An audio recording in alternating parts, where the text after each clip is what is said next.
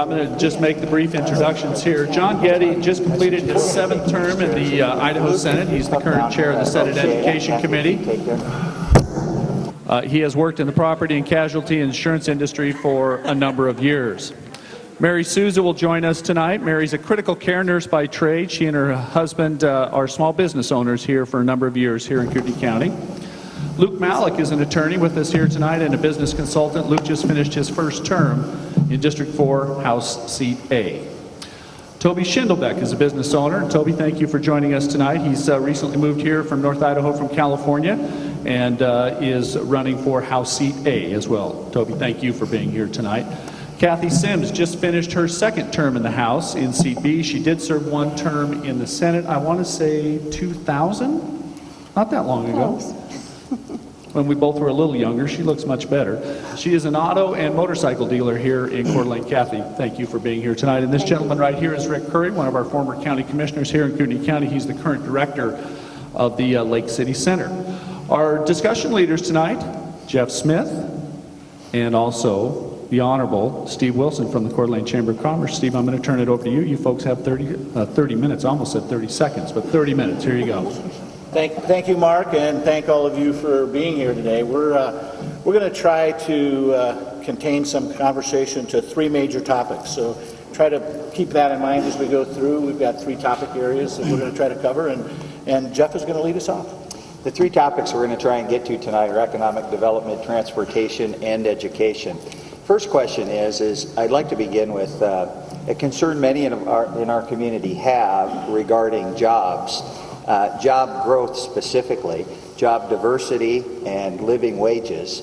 What do you think, if elected, that you can do specifically to create more job and more opportunities for those in North Idaho? I really would like to start out by saying I don't think government creates jobs at all. And unless they happen to be government jobs.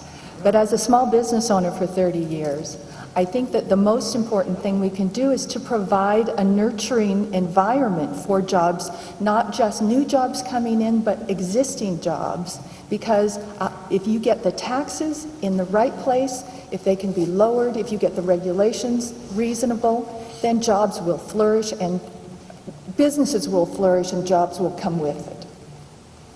And I don't disagree with Mary. Business creates jobs. But we need to create the environment to stimulate business. The governor this last year created a fund, and you heard about it a little bit earlier, where businesses that either established businesses or new businesses that create 50 jobs get the opportunity for tax credits. They have to pay their taxes, but then they get them back if they've created and continue to keep those jobs. I think that's a positive step. 2 years ago, the governor led an effort to provide $1 million in the Idaho Global Entrepreneurship Mission Fund. I sit on that board. It's an effort to look at cutting-edge businesses and to give them a little bump before the angel investors can participate, and again, to stimulate additional business. I think those kinds of decisions make sense. I also sit on the board of the State Insurance Fund. We've got some of the best workers' compensation rates in the nation. It's because we pay attention to what we're doing, and we don't allow stress claims, as almost broken the state of California. I think proper roles of government in business are good things. I'll add on to that because I think there is a role for government, both as Senator Getty said.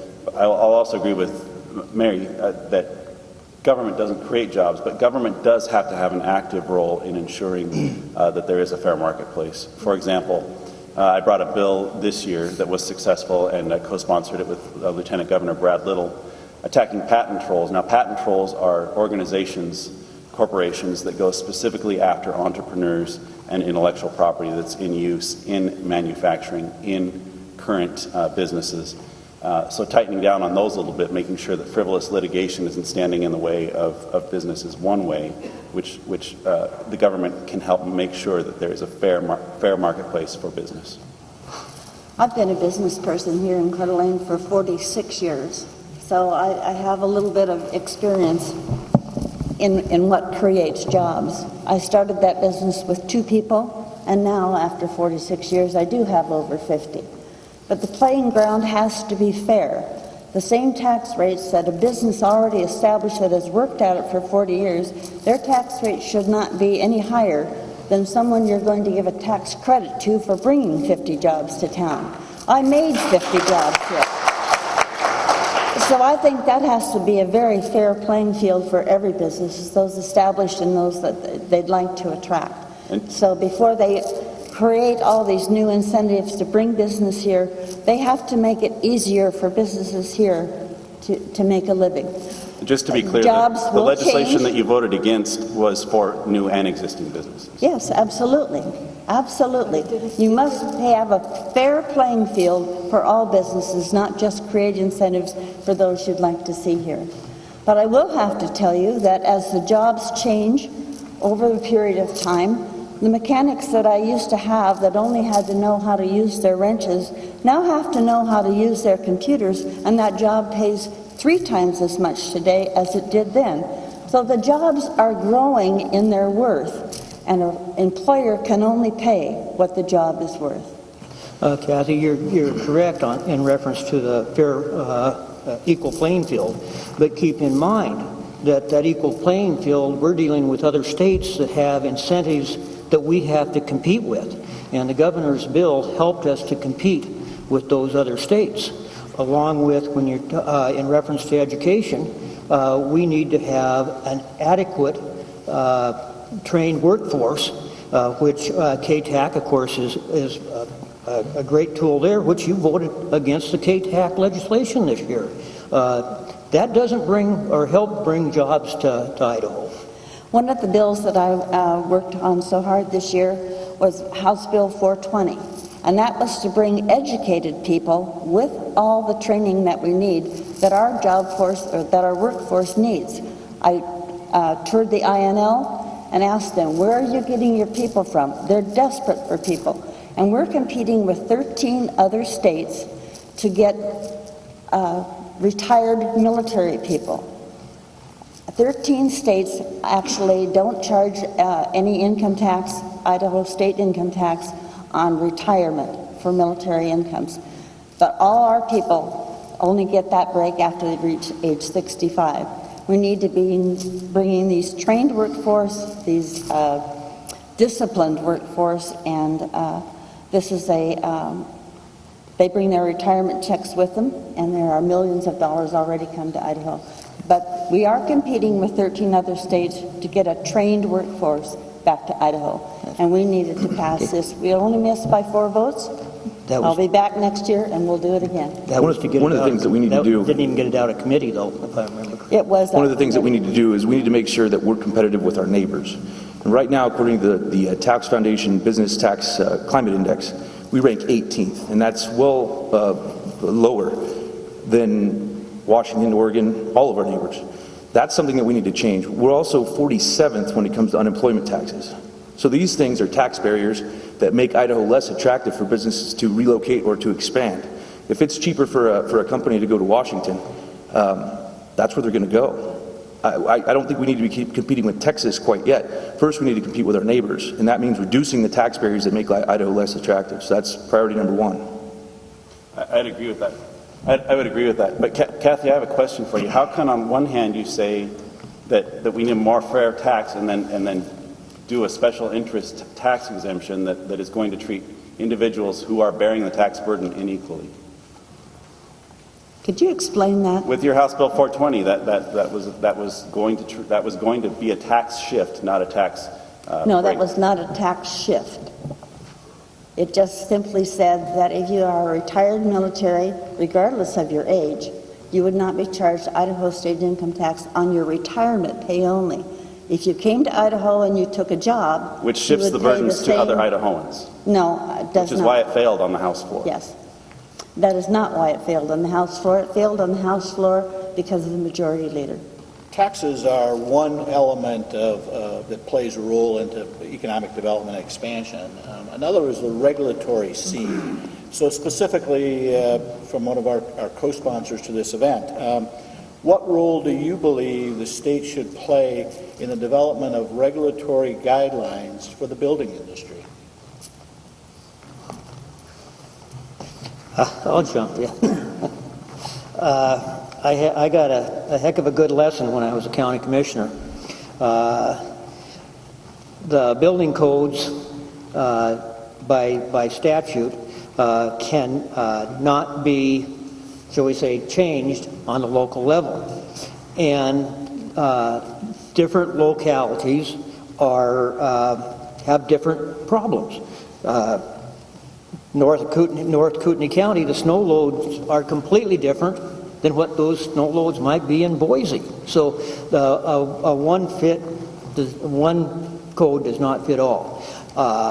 And also, if the way it's set up is that if the new regulations come out and the legislature does not act on them, they automatically become law. And we need to do something about that, because the building industry, of course, obviously it's a major industry especially in this area, but I do think that we do need local jurisdictions in charge of those codes. That's they know it's locals. Got to be local. That'd probably be the only thing I agree with Rick Curry on.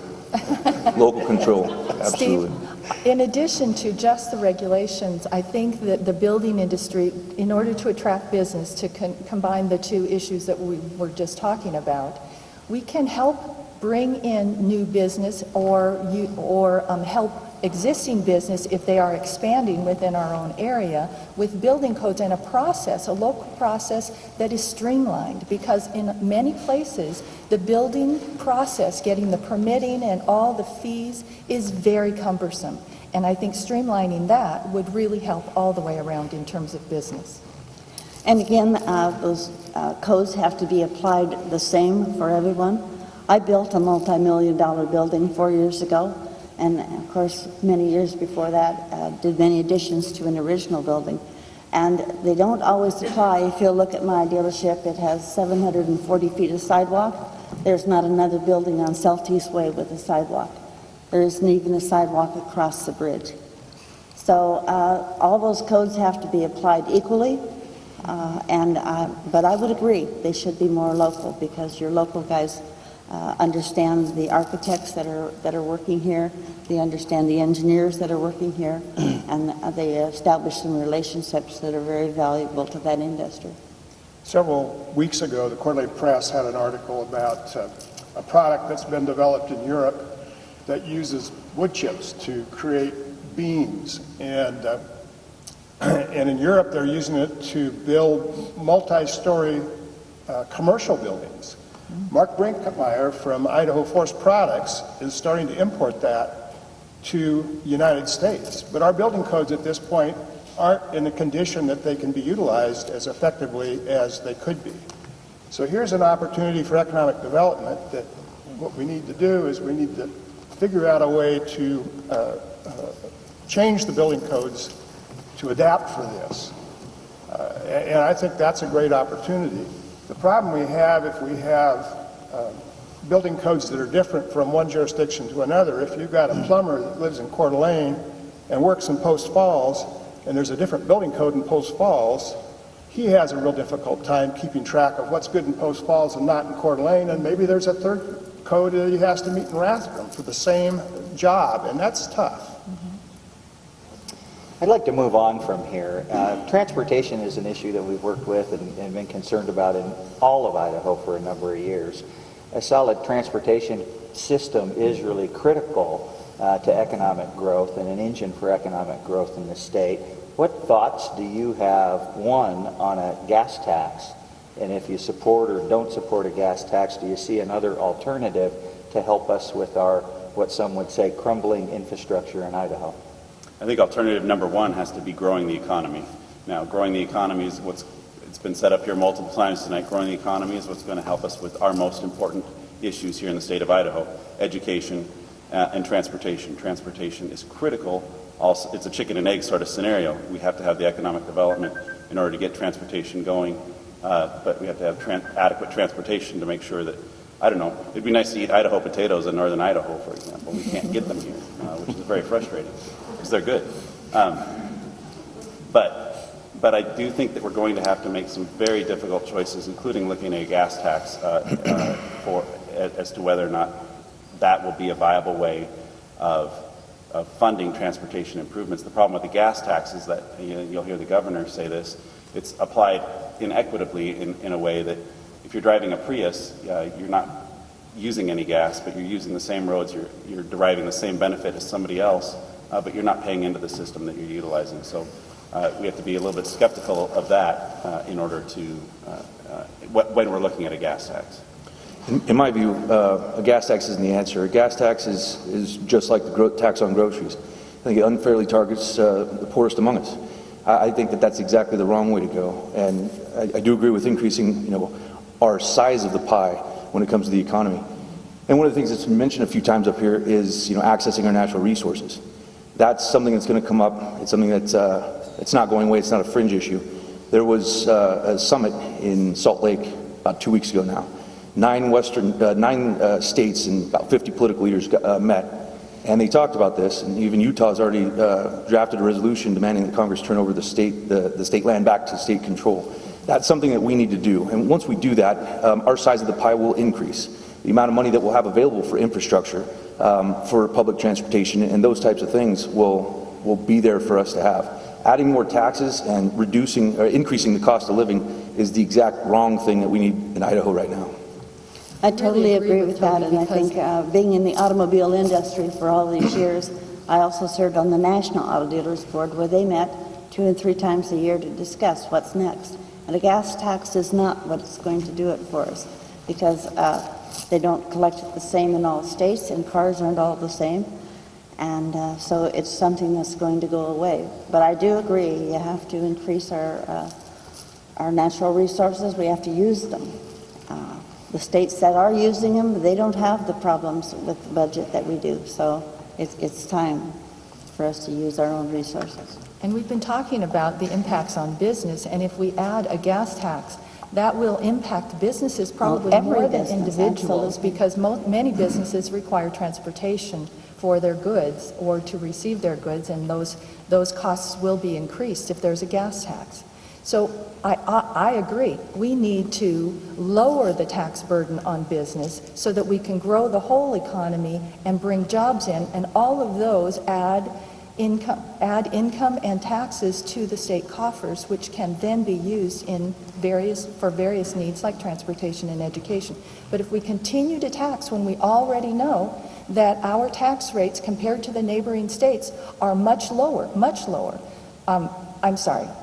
We rank more negatively in the impact of taxes on business. So we're lower on the scale that is good for business. We are below Oregon, Washington, Idaho, Montana, Wyoming, all of our neighboring states. Our rates are more difficult for businesses. So adding another tax I do not believe is a solution at all. Mary, the issue was transportation, and I would point out that Washington has about 10 cents more per gallon in gas tax than Idaho does. Yes. And no grocery tax. And no grocery tax. And no But income tax. You can't put groceries in your fuel tank. That doesn't get you to work. I wasn't comparing their gas tax rates. I'm just saying the overall impact on businesses of taxation. And this is a tough issue, the transportation issue. When I was chairman of the Coeur d'Alene Chamber of Commerce, I went to Boise trying to get improvements to Highway 95. And since that effort, there have been some great improvements. Most of that money came from the federal government. We get more gas tax from the federal government than we pay the federal government gas tax. So we are a don't-e state. But we can't continue to rely on the federal government. There's $17 trillion in the hole. At some point, that spigot's going to be shut off, and we can't also afford to let our highways go back to gravel. So that's the dichotomy. Looking at the gas tax is something to look at. Not saying that I'm in favor of it, but I think it's something that we do need to look at. But also, Toby, you talk about federal lands. Supreme Court has ruled in reference to our Constitution and what we've said about federal lands. And if we want to take on the federal government, and until Idaho starts printing its own money, that is going to be an extremely cost to the state. The best thing that we I've got the floor here. The best thing that we can do at this time is negotiate with the federal government and work on a partnership in managing those natural resources. And yes, at that point, it will help us. But I think the partnership's supposed to be here now. Spending money on trying to get those lands under our control is an absolute waste of good taxpayer dollars. But I do feel we do need to do something, but I think the partnership we need to work on. So what has the Supreme Court ruled exactly? I'm sorry, repeat. What has the Supreme Court ruled, that you mentioned there? What he's referring to is the fact that I'm it's sorry, been reiterated throughout history that we're not going to get our federal lands back. That doesn't mean that we should stop trying. I think everyone up here would agree that Idaho would be better off if we were in charge of our federal lands. Idaho would be better off if we were at least managing our federal lands. The problem is to not fund our infrastructure and to pin funding our infrastructure, our transportation infrastructure, on getting our federal lands back is like racking up credit card debt waiting to win the lottery, because we're not going to be able to fund what we're getting ourselves into.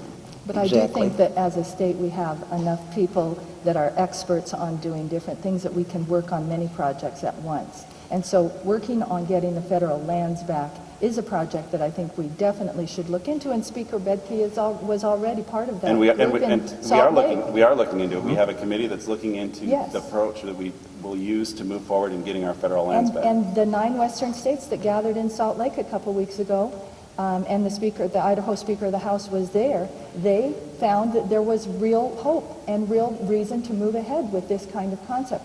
I had a long conversation with Chris Troupis, who is an attorney from Boise who's running for Attorney General.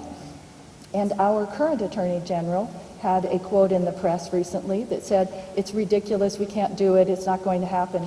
And so I asked Chris Troupis if he felt that there was actually solid ground. Now, obviously, the joke is that you get 2 attorneys or 10 attorneys and you get that many opinions. But Chris Troupis has taken our current Attorney General to the Supreme Court on 4 different constitutional issues and won. So I think he understands the impacts of some of these things, and he gave me great hope. He said, yes, we have absolute solid ground to move forward with this kind of concept. And the bottom line is, we need to have multiple irons in the fire. And the last thing that we need right now is to add an economic burden to the citizens of Idaho. Yes. In the form of a tax. I think this is a good transition point. We can have lots of discussion about how we should battle the federal government in a lot of areas, but I think most of us here would like to concentrate on some things we all have direct control over. Let's switch the topic here to education. It's undebatable that the higher the education level, the greater the skill set an individual has, the more income they make. So specifically, if you were down in Boise, and for those of you who are there, what's the next steps? What would you do to assure that our youth have the skills necessary to make the incomes in the future that is going to be necessary? Well, I think the first step is you create a system where the teachers that are really doing a good job get rewarded for that good job. We should have teachers making $80,000, $100,000 a year. But currently we have a system that pays teachers based on the number of years that they're in a system and the degrees they've attained. It has nothing to do with outcomes. That needs to be changed. That was one of the suggestions of the governor's task force on education. It did not get addressed this legislative session because it's too big an issue to take in the time that we had. But the State Board of Education has a committee that's looking at that now, and I'm part of that committee. It's dealing with tiered licensure, and it's dealing with career ladders, which ultimately could put Idaho ahead of our neighboring states in being a place that will will attract really good teachers. And there are really good teachers, but they're not being rewarded any more than the very poor teachers in our system now. I agree, John, very much with what you said about good teachers, but the problem is that you support Common Core, and I think Common Core is going to be a big detriment for our students. It's really a system that tries to standardize students, and rather than develop them into their individual creative abilities. And I think that we are going to see some real problems with Common Core going forward. So in the legislature, I would like to work on changing Common Core into something that is absolutely created, not just controlled, but created locally, and increase the standards over what we are doing now, but really have the input and the involvement of all of the teachers and the people here to make it responsive to the students that we have and the kids in our schools. Mary, Superintendent Luna had a good analogy. If every school district adopted a different football program or a different field, maybe one's 80 yards long, maybe one team you get 5 downs to make a 1st and 10. How would you be able to measure which team is a better team? And that's all standards do. It sets a goal, and it leaves the way that the local school districts get to their students to that goal to a local control. First of all, there are a lot of problems with the standards, and we could go on and on about this, but the problem is that in a functional school system, when you have the standards, the teachers are going to have to teach to those tests. They always do. My husband's cousin is a master teacher, 30-year teacher over in Hawaii, and she has told me that they're being given scripts. These experienced teachers are now being given scripts, not to teach the way that they always have, but to read off of these scripts to the children about what this topic is, because everyone in that grade level all across the country on that day is supposed to be learning the exact same content. And we are going to be in deep trouble if that's the way our education system goes. And that's not even with the federal control in being involved. So there are a lot of issues about Common Core to be concerned about. My most important thought about Common Core is the data that they're trying to collect from our children. They will know from the time they're in preschool to the time they graduate from high school, every class and every grade they've had, and every disciplinary action that's ever been taken as well. This isn't the kind of data that I think parents want collected on their children for all their lives. And when they graduate, this will be given to them to their college. Okay, this person, even though he wants to be a chef, you can look at his grades and he's not going to be a chef. He will probably have to be a mechanic. So they will use this to place these. This is a workforce issue that they're trying to create. I think there needs to be more choice. That would be my first job with education. There has to be choice for the parents in the schools that they can send their kids to. And I also firmly believe the money should follow the child.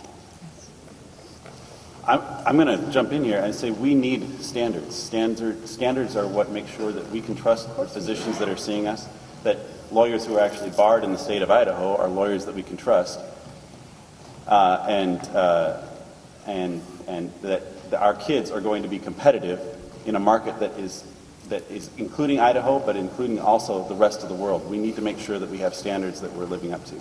So to use this tinfoil hat commentary that we're trying to make everybody into cookie cutters to score political points on a system that is going to make sure that our kids are successful while maintaining local control, I think is extremely disingenuous. So let's talk about the tinfoil hat, trying to make political points. Is that what you think I was just doing by my explanation? No, I was referring to Ms. Sims. Are you being serious? I was, yeah. And Representatives Barbieri and I don't think that's at all a tinfoil situation. I've been doing a great deal of research on Common Core, and the more I get into it, the more it is obviously a plan that is standardized across the country so that the students in Coeur d'Alene, Idaho are going to be learning the exact same amount at that time as the students in downtown Detroit. Senator Getty, what are the topics which the core standards that Idaho has adopted? What are the topics that they deal with? Math and English language arts. And while Mary is correct, the standards set goals for like a third grader. When they're ready to go to fourth grade, they're supposed to know these certain things. And there is a progression, but the local curriculum is done locally. Teachers develop their own lesson plans as long as they comply with the curriculum that's adopted by a local school board. And that's how it's not one size fits all. I was talking with a student teacher yesterday who realizes that every student in her class learns a little differently, and she needs to tailor the lesson to that student. But she can do that with standards.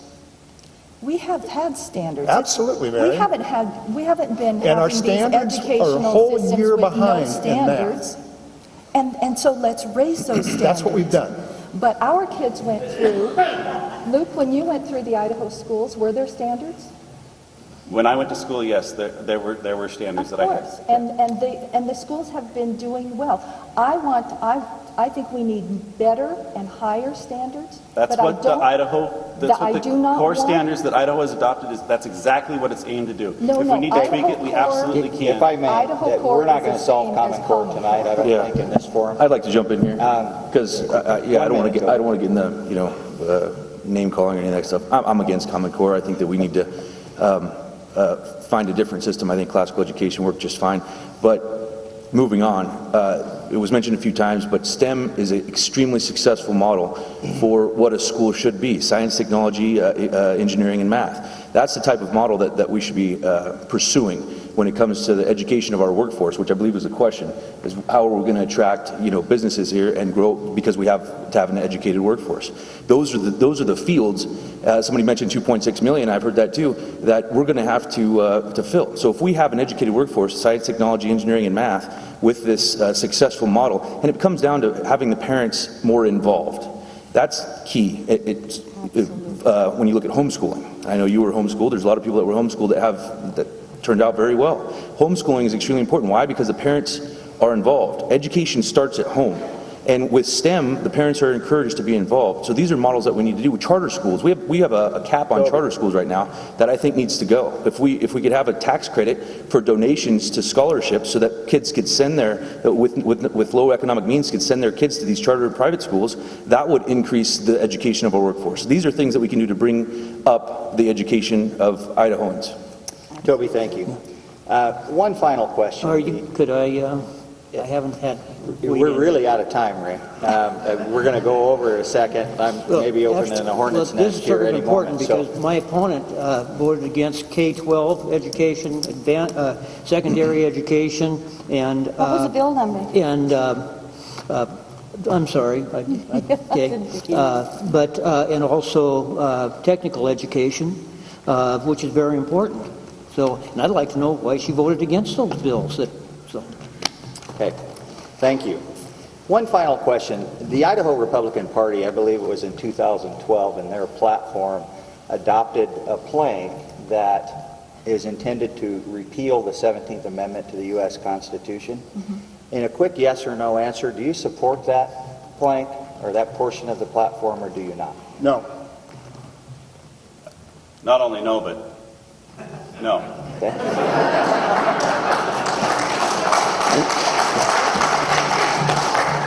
I think the people that wrote the Constitution were pretty sharp guys, but I think it's a moot point because it's not going to happen.